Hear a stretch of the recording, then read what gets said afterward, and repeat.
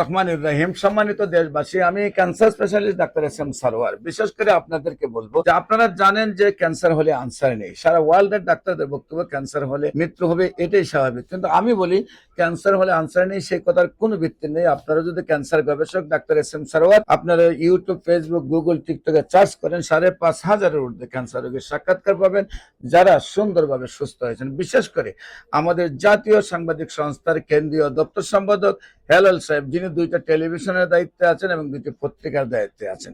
ওনাকে পিজি হসপিটালে থাইরয়েড ক্যান্সারের অপারেশন করা হয়, কানের এক লতি থেকে অন্য লতি পর্যন্ত। কিন্তু তার চিকিৎসায় যখন সুস্থ হয় নাই, বিশেষ করে আবার মুখ জবান বন্ধ হয়ে যায়, গলা ফুলে যায়, মুখ বাঁকা হয়ে যায়, খাওয়া দাওয়া চলে না। এই অবস্থায় আল্লাহর অশেষ রহমতে আমি চিকিৎসা শুরু করি এবং সেই জাতীয় সাংবাদিক সংস্থার কেন্দ্রীয় দপ্তর সম্পাদক হেলাল সাহেব আল্লাহর অশেষ রহমতে আজকে প্রায় 10 বছর ধরে সুন্দরভাবে স্থায়ীভাবে সুস্থ রয়েছেন।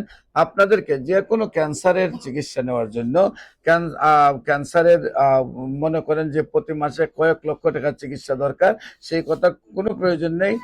বা ক্যান্সার হইলেই আপনার 70 লক্ষ 80 লক্ষ টাকা লিভার ট্রান্সফার বা বোন মেরু ট্রান্সফার এই কাজগুলো করতে হবে, সেগুলো কোনো প্রয়োজন নেই।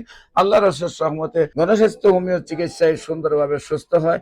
আপনারা যে কোনো প্রয়োজনে স্ক্রিনে দেওয়া নম্বরে যোগাযোগ করার জন্য আহ্বান জানাচ্ছি। সবাইকে ধন্যবাদ।